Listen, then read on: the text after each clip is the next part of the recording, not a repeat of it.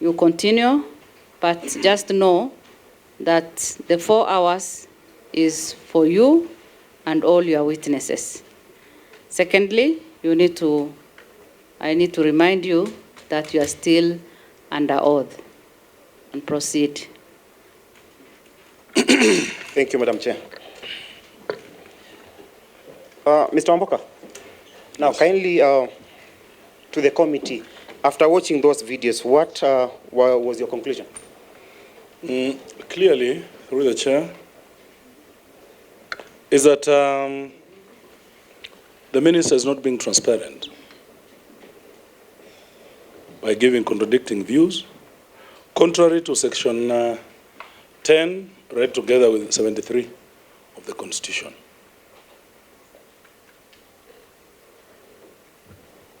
He's not being honest, contrary to that section. And any other conclusion you drew from that? Definitely, the Constitution guarantees consumer rights under Section 46. And in this case, consumers have been given a raw deal. Completely raw deal. And lawyers would understand what I'm talking about. Yeah. And again, this is actually economic sabotage. It is a flagship project. Kenya relies on agriculture as the backbone of our economy. It is under Section 43 of the Constitution. It is an economic crime that farmers were given fake fertilizer, that the country is going to be in deep problems in the near future. Then kindly can you, from all these explanations you've given to the committee, touching on the NCPB, the minister, the fake fertilizer, what exactly did the minister do to warrant all this then? Honorable Chair, I did a lot of research. I went and read the mandate of the National Cereals and Produce Board. There is nowhere under National Cereals and Produce Board that they're supposed to deal with fertilizer and subsidize fertilizer for that matter. I went ahead and was trying to find out who is responsible in all this saga. Under the Fertilizer Act, it talks about what the minister ought to have done, not as an option. The Constitution does not say may. The Fertilizers Act talks of shall. And it is in our... We refer the committee to page 249 of our bundle of documents. We have the Fertilizer Act there.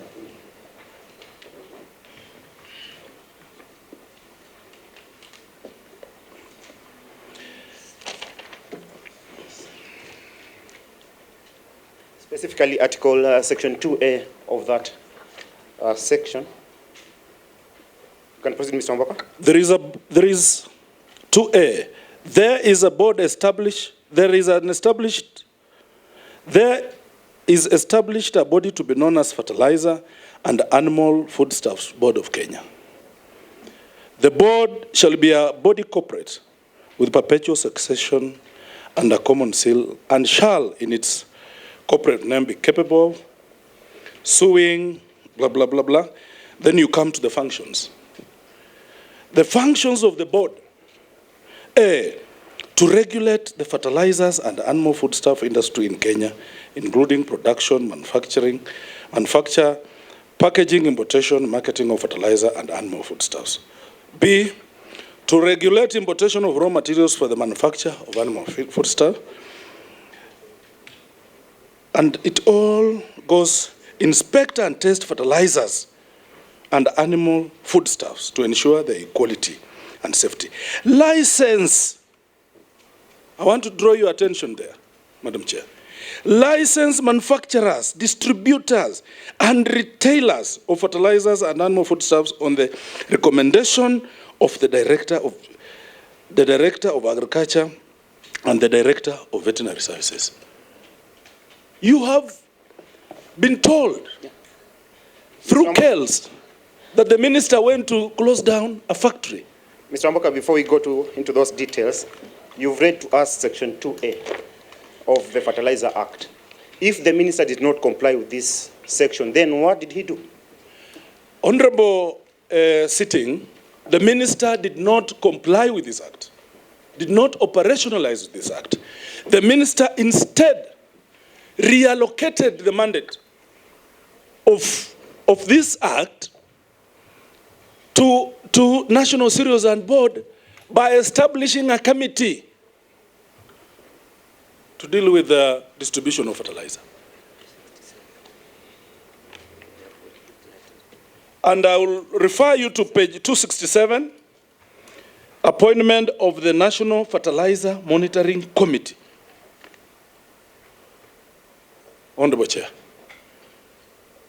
a question is asked. His councils were asking, where does the minister come in? The Constitution charges the mandate of operationalizing this body in the hands of the minister. Did he do it? No, he did not do it. Why? He should tell us. Only Parliament can reallocate duties. We've heard you, Mr. Wamboka. Now, finally, what do you want this committee to do for you? There are sufficient grounds, Honorable Committee. Very sufficient. Very sufficient. And even from the videos, you can see a minister calling another Kenyan a crook. That is conduct unbecoming. He is not ministerial. What else are we looking for? I plead with this committee to find it necessary to uphold the wish of the majority of MPs who are people's representatives, who represent Kenyans who are suffering, who are watching us now, live. And we've raised grounds, the law, that you find the minister unfit to hold public office, and that we take to the National Assembly, which I'm sure will discharge its work very quickly. The Act defines membership for the board. The chairperson, competitively sourced and appointed by the Cabinet Secretary. Who is the Cabinet Secretary? Honorable Franklin Mithika Linturi. Did he do it? No, he did not. He went against the law. He did not do it.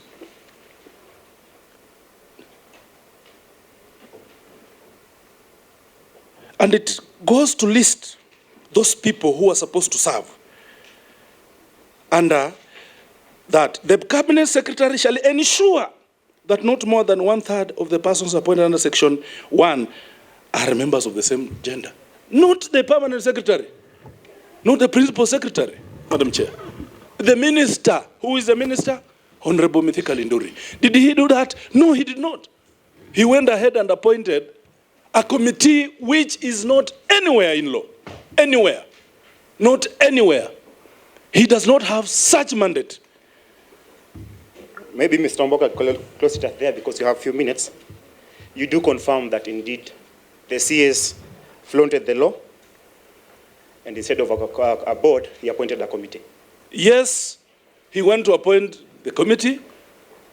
Of course, I would assume to serve his interests, because it's not anywhere in law. It is not. He was supposed to operationalize the act. He did not. That is a gross violation of our Constitution. We are guided by the Constitution, which is for the will of the people and by the people. I am a people's representative. We say no. And that is why we are recommending for the impeachment of the Honorable, my good friend, Franklin Mithika Linturi. Thank you. Thank you.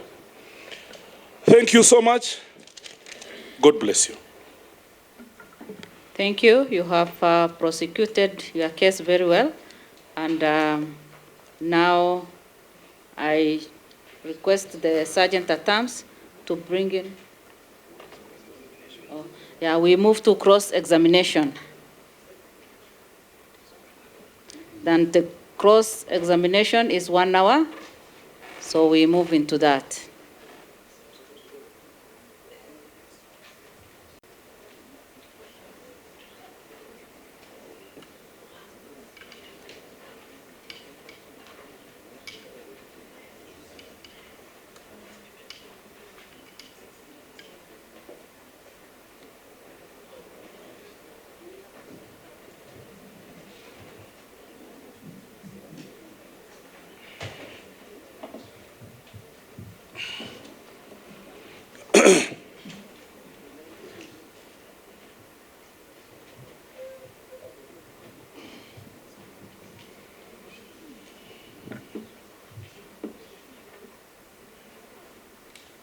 Honorable Chair, I will share the 1 hour with my learned friend, Mr. Marina. I'll again make a request because of my eyesight. I'll use 40 minutes, so if we reach the 40 minutes, someone can alert me so that I can't guarantee you the screen. Honorable Ronny, good afternoon. To you. I want us to begin where you ended. Please confirm to the committee that your motion has 3 allegations. Correct or incorrect? You have it. Please confirm. Is it correct or incorrect? Honorable Chair, I'm not a lawyer. So I don't know the motive of that question, and that's why I can ask the questions that I think that are legal in nature. I will ask my lawyers to respond. Honorable Chair, it's a Honorable. public document, and Council can confirm that, yes, indeed, this question is in the document. Yes, Honorable Wamboka, you are the one now, and you should respond to the questions that will be put to you, please. So I am right, sir, to say your motion has 3 main allegations. It's either yes or no. Yeah, you've been answered. Okay. Out of those 3 allegations, Senior.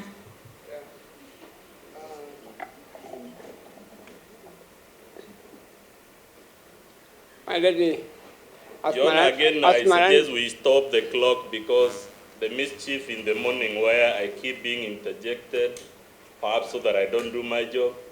You haven't seen me, even in one instance, interact with my professional colleagues. But whenever I open my mouth, interjections, and it should be clear the strategy is to ensure I'm not able to do my job as a lawyer. Senior counsel, if you could allow us to continue with the cross-examination, you will say what you want to say now, but then in future, let us allow the council to continue, and then if you have anything to raise, then we can maybe come to that, please, so that we can progress. My lady, all that I want to say to my learned friend is actually in his favor. I just wanted to say to him that, look, people who have not read law usually are very suspicious of lawyers' questions. So the way you can frame the question is to say that the notice of motion you have filed has the following complaints. Is that correct? That's all that I wanted to say. Yeah. Honorable Chair, you can see already now 4 minutes is gone. I've not even begun, and I keep reminding you. This seems to be a very well choreographed, so I kindly suggest my clock be readjusted to 0. Because of these interjections, we've already lost 4 minutes. Madam Chair. We will not readjust. Madam Chair. But with due respect. Just a minute, please. Just a minute. We will not readjust, but we will take care of that. Any minute you have wasted, the committee will graciously Chair, I asked a very simple question. The motion has 3 grounds. I just want to be shown which ground mentions any breach of the Fertilizer Act. Which you have. Honorable Wamboka, Yes. please respond to the council. By extension, by and large, it's about violation of the Constitution. So The Fertilizer take it Act so that we is move. part of the Constitution. It is clear that the Honorable Committee can read. I put it to you. There is not a single allegation in this motion relating to the breach of the Fertilizer Act. But let's move to allegation number 1. Through the chair. It was my responsibility to connect the minister and the charges that we have put. And that breach is the act. So in itself, I'm confirming to this House that indeed there is a connection between what we are saying and the minister. Let's go to ground 1 of your motion, sir. You will agree with me the threshold you have pleaded of proof is the word appears. Correct or incorrect? Let me get a copy.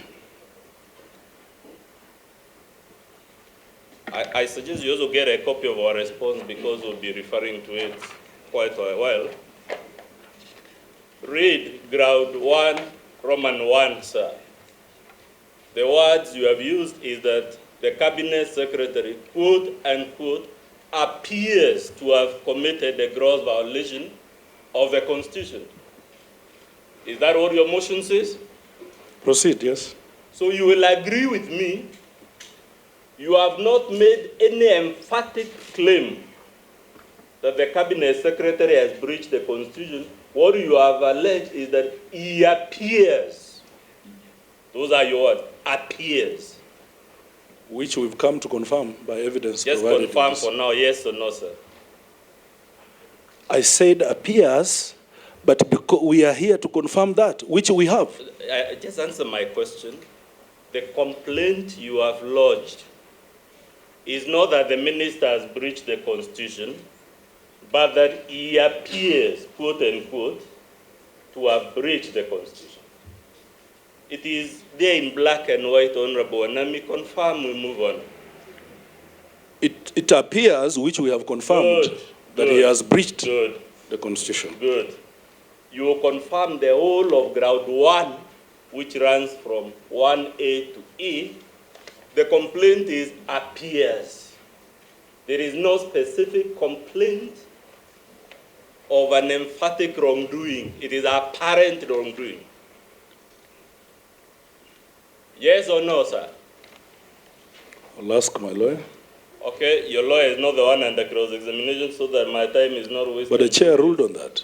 Gimmicks, Honorable Chair, will invite the committee anyway as I answered the question is asked.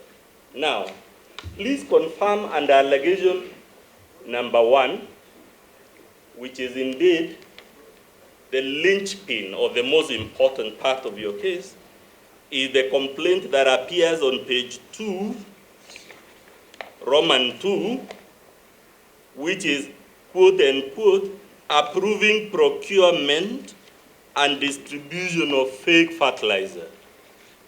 Would I be correct to say that is the crux of your case? That the Cabinet Secretary, quote unquote, approved procurement and distribution of fake fertilizer. All grounds are crux of this motion. Let's stick to this one for now. So I'm the one asking questions, and sorry, you have to answer them. But you said it appears to be the crux of this. The crux of ground 1, what you claim the minister did, is, quote unquote, approving, I'm reading Honorable Chair Roman 2 on page 2, Roman 2 of your motion, Honorable Member, ground 1, paragraph A, Roman 2. Which page is that? Page 2. I can even show it to you, sir. No, just say the page. So confirm to us, please, that the complaint is, quote unquote, approving procurement and distribution of fake fertilizer. That's the matter before this committee, isn't it?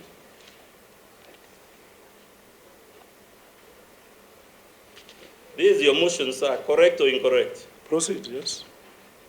No, you have to answer. I can't just proceed. But I said yes. Good. Are you aware, sir, that procurement approvals must be in writing? Either you're aware or you're unaware. You did me to respond? Yes, you have to respond. Procurement. Are you aware, sir? Procurement is a process. That's not my question. Procurement is a process. My question, sir, You are looking at the tail end of Please procurement. listen to the question, Mwesh. Are you aware that all procurement approvals must be in writing?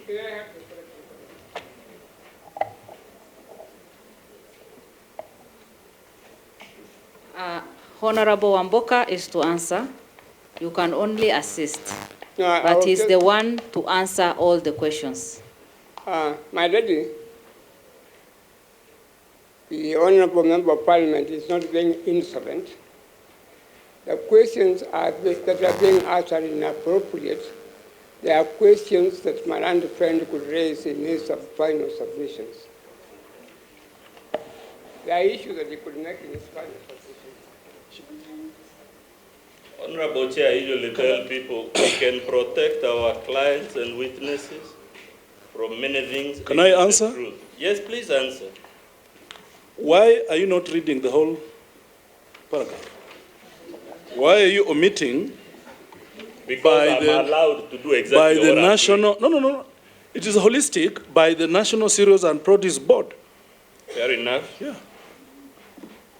Please confirm, sir, whether you are aware all procurement approvals must be in writing, must be properly dated and documented and filed.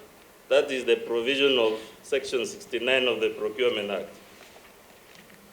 Are you aware? It's a simple question. Either you're aware or you are not aware.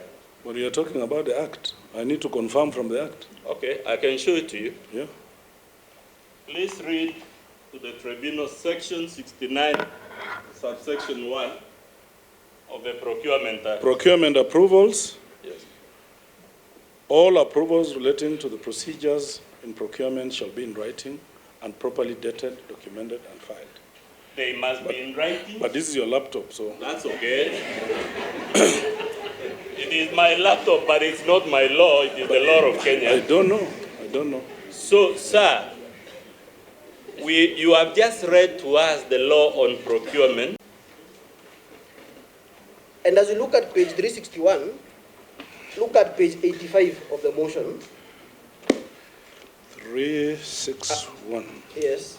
361 and 85. 361 of our affidavit of our response and 85 of your motion. Just a minute, let me get there.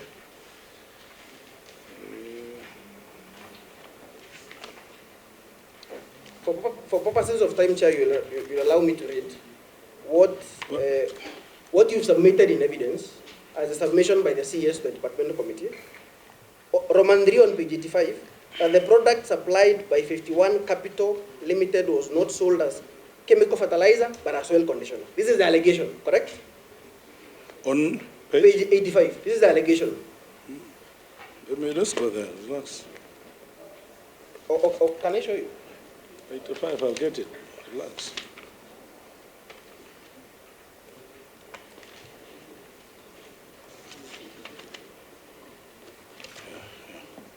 Roman 3, you will agree with me that your allegation is that the CA submitted to the Departmental Committee that what was applied by 51 Capital was not sold as chemical fertilizer, but as soil conditioner. That is your allegation, correct? Yes. Now, turn with me to page 361. That is the agency agreement between NCPB, not the CS, NCPB, and 51 Capital African Diatomite Industries. Are you I there? said as submitted to the committee. As submitted to the Departmental Committee. Yes. This is the agency agreement. I'm talking about what he submitted to the committee. Very well. Yeah. I want you to look at that agency agreement and show me Where have where I the mentioned word this? fertilizer is used. Where have I mentioned this? Yeah, be within Just context. turn to the agreement. But be within context. I said the parliamentary. Turn with me to page 362 of our response. Yeah.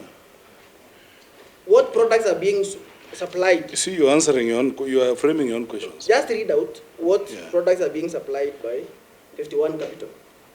Madam Chair, let me seek your guidance here. On my motion, I've referred to what he submitted to the Committee of Agriculture. My good wakili is taking me elsewhere. So what am I supposed to do? Clarify. On page 85, what the CS says, under Roman 1, is that NCPB signed an agency agreement with 51 Capital. Correct or incorrect? These are your documents. What the CS told, the Committee of Agriculture about soil conditioner.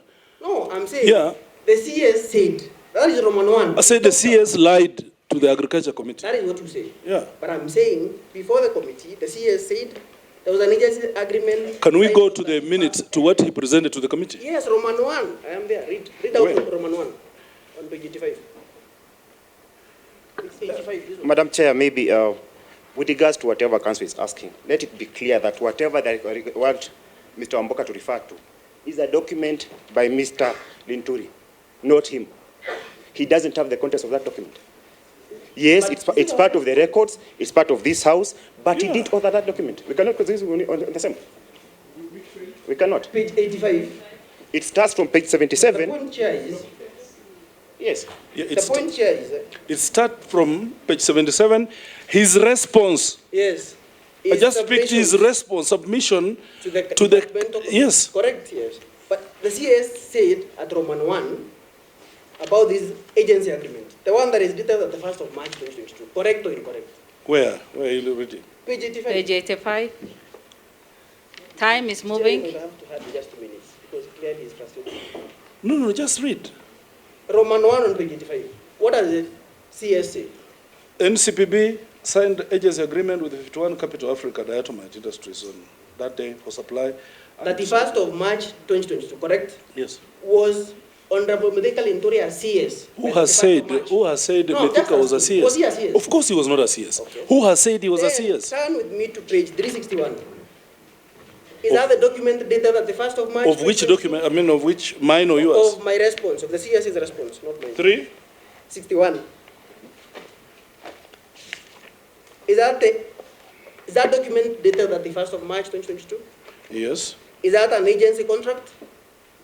Yeah, it's written an agency contract. I want you to peruse that entire document. It is from page 361 to page 365. And tell me why it uses the word fertilizer. I will need time to do that. In fact, I will need time to do that. on page 362, what products are to be supplied by 51 Capital? Concluding now. Time is up, please. I'm getting it, Chair. You will agree with me that on page 362 rather, in the agreement, the principal, who is 51 Africa Diatomite Industries, is desirous of selling a variety of products. Does it state fertilizer? I need to go through it. Is GPC diatomaceous listed among those products? I need to go through it. In fact, in the entire agreement, is the word fertilizer used even one time? I have not gone through it, but listen, the component, what constitutes fertilizer? The chemical components of fertilizer. Was the subsidy program in existence on the date of this agreement? The subsidy? In your motion, you say it began with the Kenya Kwanza administration. So clearly, it was not. If you, can I tell you, if you look at manifesto of Kenya Kwanza, it is Dr. William Ruto, the head of Kenya Kwanza government, who spoke about subsidy of fertilizer. Thank you. It was not there as of the 1st of March 2020. Time is up. Yeah. Thank you. Thank you, Council. Thank you, Honorable Wamboka. Thank you. Maybe Chair, slightly exam to correct some issues. You can donate it. Please. Honorable Wamboka, we are supposed to do the re-examination by your council, and that is just 10 minutes, please. I'll take 3 minutes, then my council will assist me in doing the final part. Honorable Wamboka, issues have been raised as to regards to the crooks of your motion? As regards to? The content, the basis of your motion. Yes. Can you confirm to this House that, can I refer to page 2? Yes.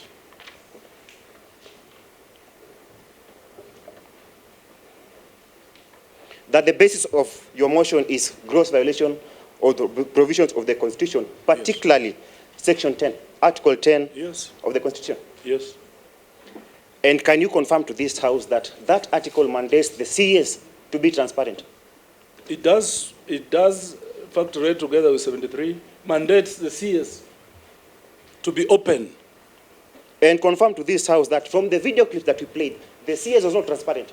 He was not transparent. He continued giving very different views of what he understands of the fertilizer scandal. As it was seen, replayed here, he saw it. Do you know that the courts have ruled that violation of Article 10 and any other written law constitutes gross violation? Exactly, and that is why I put this motion. And in the considered opinion of our Speaker, Dr. Moses Wetangula, it met the threshold. And as per your examination in chief, you did confirm to this House that indeed the CS did not follow the procedure when he appointed the committee instead of the board. He did not follow that which Constitution expected him shall. He did not actualize that. In fact, on the basis of that only, he needs to be home yesterday. Then kindly confirm to this committee that from the clip that we played there, the CS confirmed procuring the fertilizer. He kept talking about we. We. My understanding of basic English, we, it means you are part of it. Finally, you've been referred to page 77 of your document.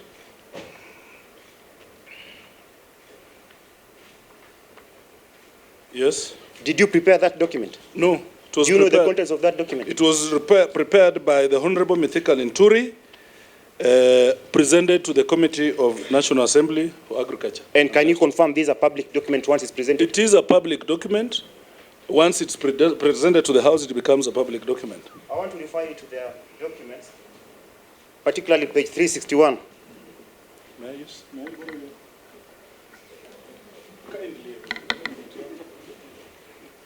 Page? 361. The agency contract. 361. Yes, I'm there. What are the parties in that contract?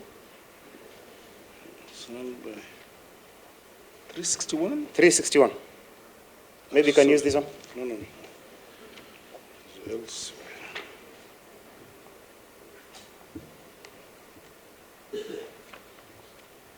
Just take this one. Who are the parties in that agreement? National Cereals and Produce Board and 51 Capital. Are you a party to that agreement? No, I'm not. Were you there when it was being negotiated? No. Do you know the contents of that agreement? As I can see, but I was not part of it. I don't have my time to listen here.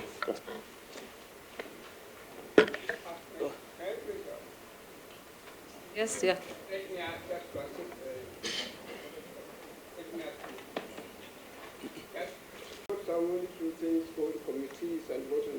I chair a public investments committee on governance and education. Okay.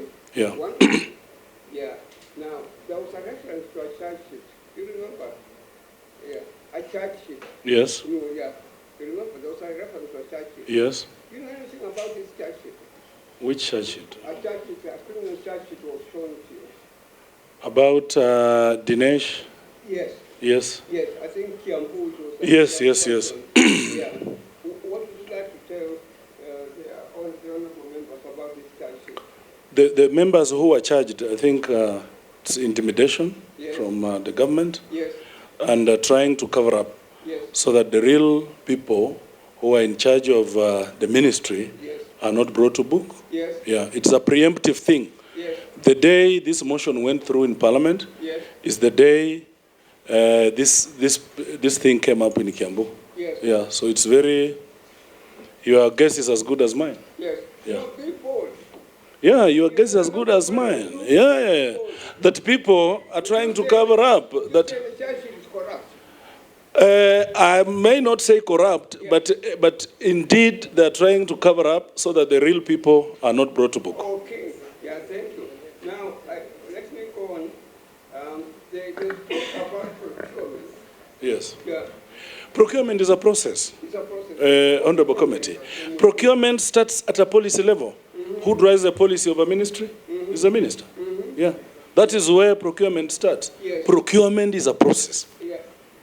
Procurement. Is a process. Honorable Wamboka, time is moving. You have 1 minute. Yeah. Council. 1 minute. Yeah. Thank you again. I thank you again. You have been very generous. And I thank you so very much. Yeah. Now, one final question. One final question. Yes. Why did you proceed against Honorable Linturi? Nothing. Because he has to be a family friend. You wine together, you drink together, you eat together, and probably you do some other things together. What? I've been disturbed because the affected people, some of them my constituents and Kenyan at large, it is an issue that they have suffered, and nowhere else they look at us to provide to them solutions, solutions such as this. Yeah, nothing personal. In fact, after this, he will remain being my friend. Yeah. Now, you remember, Samino, when he was talking, addressing the honorable members, referred to something called portfolio corruption. Yes. Do you remember? Yes, I do. Yeah.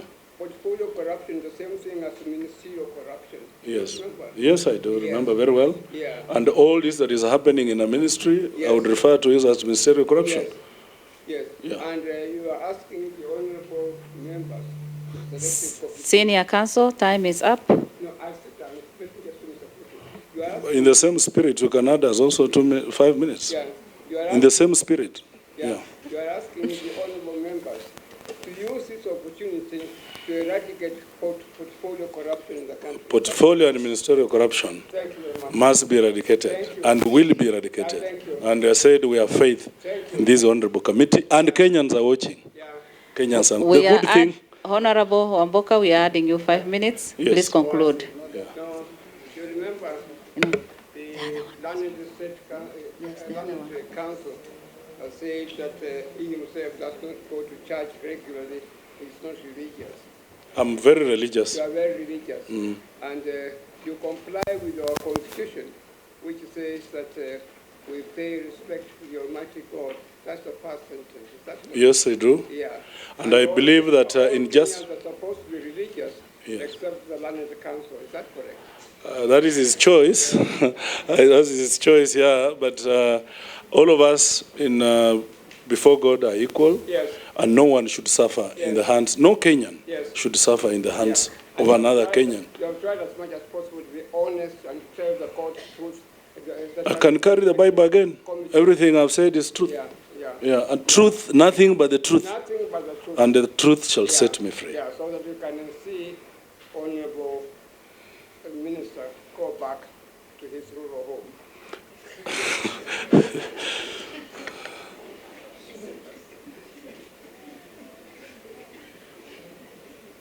Thank you very much. Yes, thank you. Thank you very much. I thank you sincerely. Thank you. Thank you.